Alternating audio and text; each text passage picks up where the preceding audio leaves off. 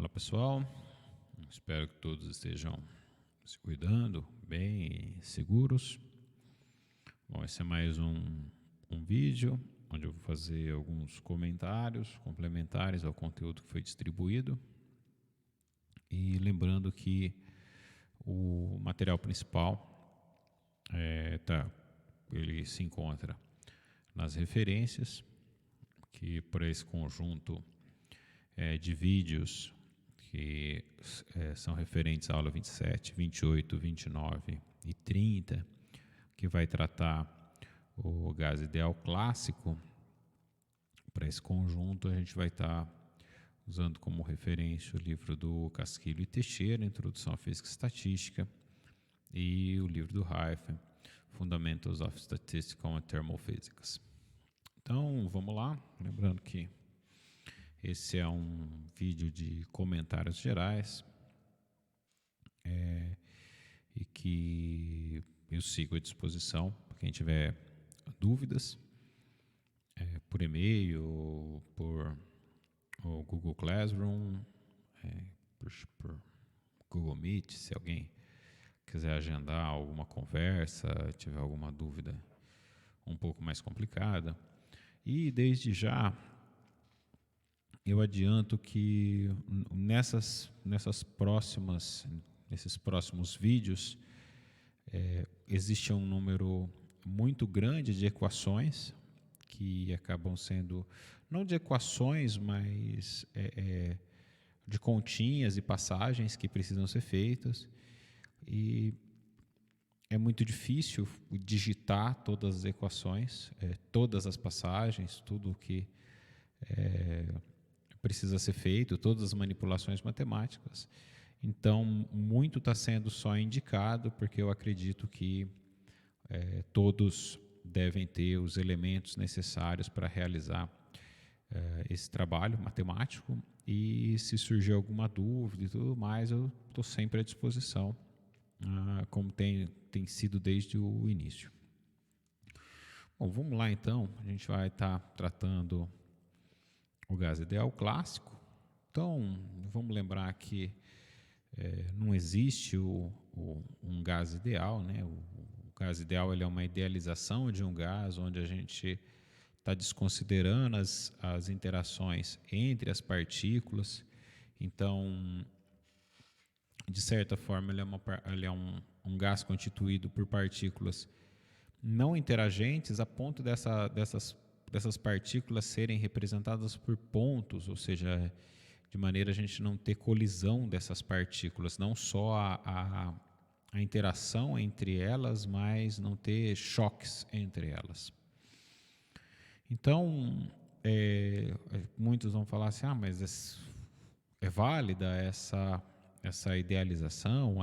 Sim, ela é válida porque existem algumas situações, alguns regimes em que um gás pode se comportar como um gás ideal clássico, e isso a gente vai acabar vendo. E eu vou tomar a liberdade de fazer comparações um pouco mais profundas quando a gente chegar nos gases reais e nos coeficientes do virial, porque lá eu acho que vai ser mais oportuno para o processo de ensino-aprendizagem enfatizar essas diferenças e enfatizar esses comportamentos. Em especial, uma das coisas que eu gosto de discutir é a questão de uma expansão livre. Então, já mencionando, se a gente não fizer essa aproximação, ou se essa aproximação ela não for válida, a gente vai aumentar consideravelmente o grau de complexidade dos problemas. E no momento não é isso que a gente quer. A proposta de tratar o gás ideal clássico é da gente ter uma aplicação como vocês vão ver, do ensemble canônico, e tentar reproduzir aqui, de certa forma, alguns erros que o Boltzmann acabou cometendo ao longo de estabelecer a teoria da física estatística e que acabou gerando alguns transtornos para ele mais tarde e que, vamos dizer assim, contribuiu de certa forma para não ter uma aceitação imediata de uma teoria que, para mim, é uma teoria extremamente fantástica, extremamente surpreendente. Eu, particularmente, sou um apaixonado da física estatística. Então, só para enfatizar, existem algumas situações físicas onde esse modelo tem uma boa aproximação com um gás real diluído ou rarefeito, como é o caso que acontece nas condições normais de temperatura e de pressão. Bom, e a gente está querendo aplicar o que a gente desenvolveu até o momento de física estatística. Então, o que a gente vai fazer é partir tudo do mais simples possível. Gás monatômico, ou seja, constituído de uma única espécie. A gente não vai querer ter nenhum problema, porque a gente está aprendendo a trabalhar com a física estatística. Bom, vocês devem ter me ouvido falar várias vezes que o segredo da física estatística é a correta contagem de estados, ou conseguir fazer a enumeração correta dos estados. Aqui vai ficar bastante evidente a importância dessa contagem, em especial porque nós vamos ter que fazer duas correções históricas e importantes. Então, a situação que a gente tem é de estudar um gás que está ocupando um determinado volume. Então, nessas condições, a gente vai ter 3 dimensões do movimento da partícula, e o que a gente lembra lá da mecânica lagrangiana, mecânica newtoniana, é que nessa condição a gente vai ter um espaço de fase de 6 dimensões, ou seja, a gente vai estar escrevendo nosso sistema em função das coordenadas generalizadas e dos momentos. E se a gente estivesse trabalhando aqui com a situação de gases quânticos, que deve ser um dos tópicos que a gente já vai estudar bastante a fundo em Física Estatística 2, lá a gente ainda teria que considerar o spin. Todavia aqui a gente pode ignorar a princípio. Então, só lendo aqui a frase em destaque, retirada na íntegra da primeira referência, na mecânica clássica, qualquer ponto do espaço das fases representa um estado possível do movimento, pelo que a contagem dos estados é complicada. Na mecânica quântica, o problema torna-se mais simples devido à quantização dos estados. Bom, o que o livro está querendo dizer com essa situação, com essa afirmação? Primeiro, ele está tentando dizer para a gente que, como a gente vai estar trabalhando num espaço de fase contínuo, a gente vai ter que lançar mão de usar as nossas definições nas fórmulas de integrais. Então, esse vai ser um dos primeiros problemas que a gente vai acabar se deparando. E o outro é que a gente vai ter que fazer uma correção da mecânica quântica na mecânica clássica para que as coisas funcionem. Bom, vamos avançar, isso vai acabar ficando evidente.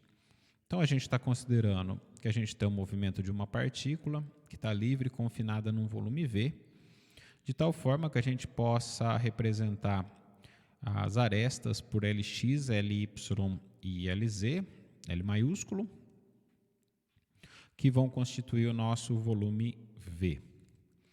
Aqui a gente vai ter que lançar mão da relação de de Broglie para poder escrever a energia cinética de cada partícula. E a gente vai acabar escrevendo essa energia cinética em função do vetor de onda. Então, o que nós temos aí na equação 2 é essa energia cinética sendo escrita dessa maneira, ou seja, em função do momento da massa e depois levando em consideração o número de onda angular.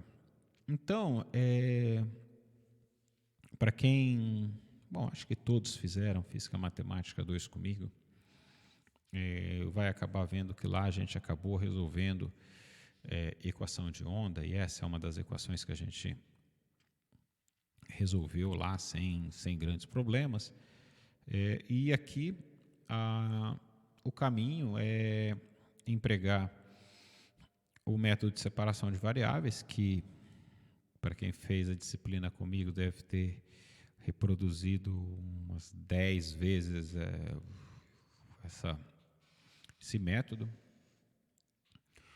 e no qual a gente vai acabar encontrando como soluções, né, dessa equação de onda a equação 4. Eu acredito que não tenha por que a gente rever isso aqui. Mas se alguém ainda tiver dúvidas em relação ao assunto, me procura por e-mail ou no próprio chat desse conteúdo no Google Classroom. Então, lembra que essa é a solução geral que a gente obtém, e aí a gente precisa fazer uma substituição das condições fornecidas no problema para a gente conseguir resolver essas constantes A e B. Então, essas podem ser condições iniciais dando o problema, ou condições periódicas de contorno, ou condições de contorno. Aqui, no caso que a gente está fazendo, é empregando condições periódicas de contorno em relação ao comprimento Lx. Percebam que tudo está sendo resolvido para a dimensão x.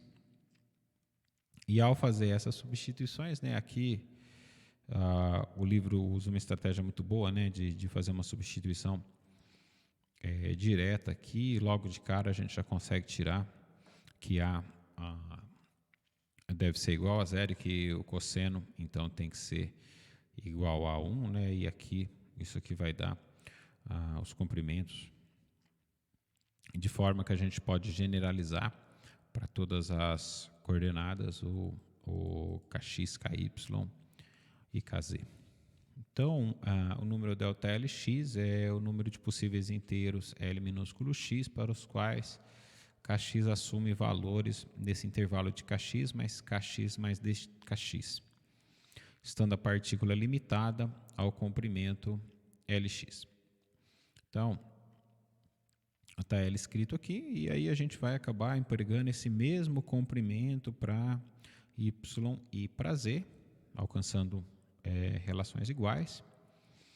E assim entender que o K vai estar compreendido dentro desses intervalos, né? De novo, a gente só está fazendo a extrapolação a gente só está aplicando o que a gente fez para x, a gente está fazendo para y e para z, de forma a conseguir encontrar o delta Lx, delta Ly, delta Lz, tudo L minúsculo, que é dado na expressão 9, que ao substituir esses valores nos dá o que pode ser definido como densidade de estados. Essa densidade de estados, dado por esse ρ de K, e que aqui percebam que ele vai ser dado por V dividido por 2π ao cubo, que é independente de K, que é bastante bom para a gente. Bom, então a gente conseguiu encontrar o valor da densidade de estados, que é um elemento necessário para o cálculo da integral, que a gente vai fazer mais adiante. Todavia, vale ressaltar aqui que não é muito intuitivo a gente trabalhar com o número de onda, né? Não é vamos dizer assim, não é a maneira mais fácil da gente acabar enxergando o que está acontecendo no nosso sistema, em especial porque a gente vai estar realizando esses cálculos mais voltado para variáveis que a gente consiga interpretar como momento, como posição e coisas desse tipo. Então acaba sendo interessante e oportuno, né, nesse momento, a gente fazer uma mudança de variável para conseguir efetuar esses cálculos com esse incremento, em vez de estar em DK, para colocar ele em relação aos momentos, né? Então, é isso que a gente vai tentar fazer nesse momento. Então, a gente vai tentar obter o número de estados de translação em função do momento linear. E, para isso, a gente vai precisar voltar a alguns conceitos da física clássica, onde a gente determina o movimento de uma partícula, especificando as suas posições e o momento linear para cada instante. Então, dessa maneira, a gente deve ter um Rx, Ry, Rz, se a gente estiver trabalhando no espaço x, y, z, e nessa condição, um momento para o x, um momento para o y e um momento para o z, o que define as 6 dimensões do espaço de fase que nos interessa. Dessa maneira, se a gente for, então, definir um elemento de volume no nosso espaço de fase, ele deve ser dado por esse d gama, né? Acho que essa letra é gama, que deve ser proporcional. Aqui eu estou usando as letras que estão no livro do Casquilho e Teixeira, que deve ser proporcional a o elemento de volume de posição e o elemento de volume de momento. Então, se a gente for pensar, na mecânica clássica, a gente não tem essa definição de constante de proporcionalidade, porque a gente está tratando estados contínuos. Por outro lado, se a gente for pensar na mecânica quântica, a mecânica quântica tem um princípio, quando a gente faz o emprego da mecânica hamiltoniana, de que a gente não consegue determinar exatamente a posição e o momento. E isso é conhecido como o princípio de Heisenberg. Eu estou falando que isso está relacionado à mecânica quântica em relação à hamiltoniana, me desculpa, porque lembrem-se que lá na hamiltoniana a gente tem um momento canonicamente conjugado com a posição, que significa que a posição e o momento estão determinados por um elemento conjugado que liga essas variáveis, que é o tempo. Então, Hamilton, para mim, foi fantástico. O cara foi um cara muito além do seu tempo, porque ele não tinha motivação física para desenvolver sua teoria e conseguiu desenvolver a sua teoria no que seria, assim, se ele tivesse contato com a mecânica quântica, até entendo que poderia ser um caminho natural, uma necessidade, não sei, mas só com a mecânica clássica, eu acho que ele é de tirar o chapéu. E o que muita gente não, às vezes a princípio não consegue entender, é que isso é motivado pelo princípio de Heisenberg. Então, aqui, pelo princípio de Heisenberg, então aqui a gente está usando, acho que aqui faltou um X, mas eu não... Por favor, entendam que ali antes da equação 13 tem um pequeno x. Vou tentar corrigir para o nosso material ficar corretíssimo.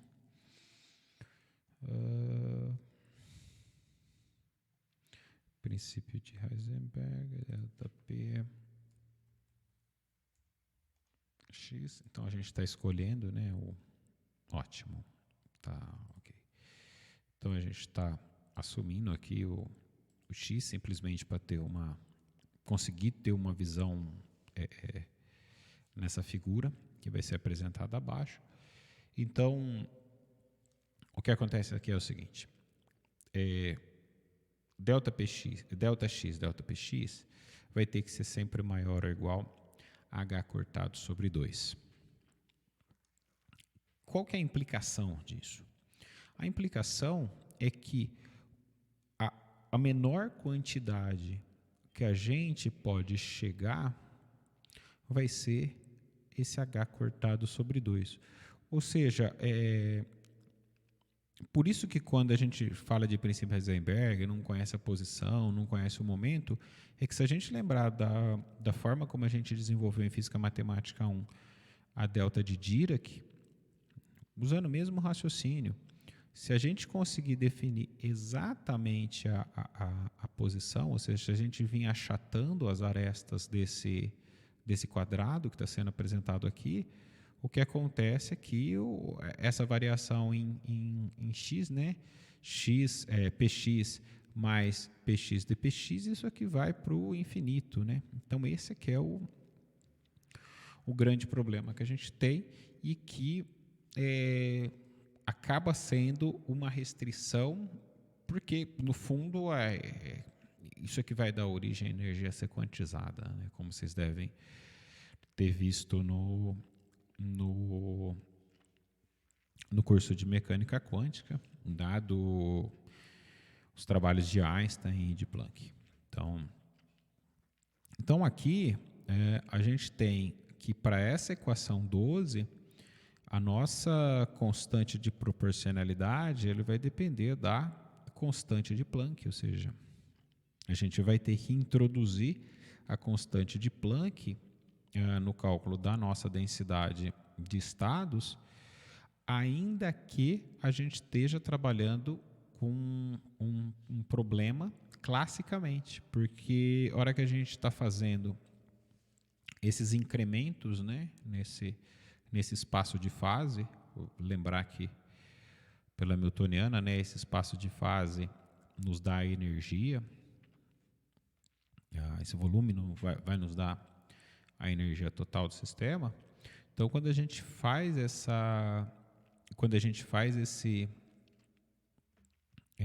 incremento sendo muito pequenininho, então a gente acaba tendo que a gente acaba ficando restrito ao princípio da incerteza, ainda que a gente esteja trabalhando classicamente.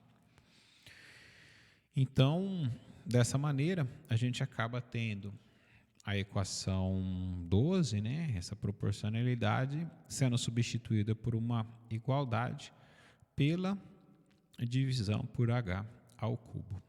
E essa aí vai corresponder à nossa densidade de estados.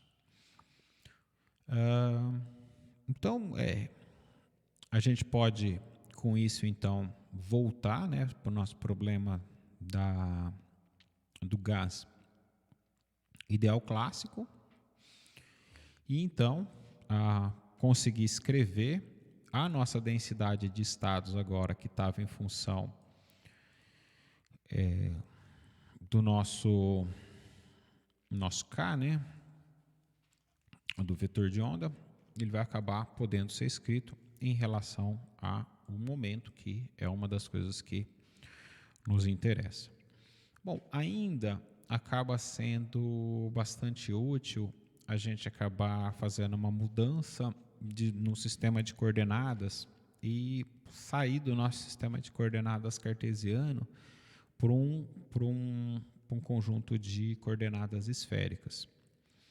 Então, aqui, né, a gente sabe fazer essa mudança e lembrando que vocês podem aqui fazer essa mudança da maneira que vocês quiserem, ou simplesmente aplicando a fórmula, ou lembrando o jacobiano, ou da maneira que vocês quiserem. E aí, com essa mudança, a gente consegue integrar sobre todas as direções do momento. Então, integrando aqui, né, o que está acontecendo na equação 16, a gente vai acabar obtendo o que é o resultado para a equação 17, que define a densidade de estados G de P. Esse aqui, gente, esse G de P é um que a gente acabou vendo lá uns dois conteúdos, 3 conteúdos atrás, que era o que a gente precisava para fazer a substituição do somatório para uma integral, que era onde entrava, de certa forma, lá no lugar do ômega do nosso somatório, vai estar entrando aqui na fórmula integral, e esse resultado vai acabar sendo bastante importante para a gente conseguir calcular a função de partição. Vamos lembrar que a função de partição é o alvo que a gente tem, porque a partir do momento que a gente consegue calcular a função de partição, a gente consegue tirar todas as outras, todos os outros parâmetros de interesse do meu sistema, energia média, entropia, energia livre de Helmholtz e assim por diante. Então, aqui a gente chegou na densidade de estados.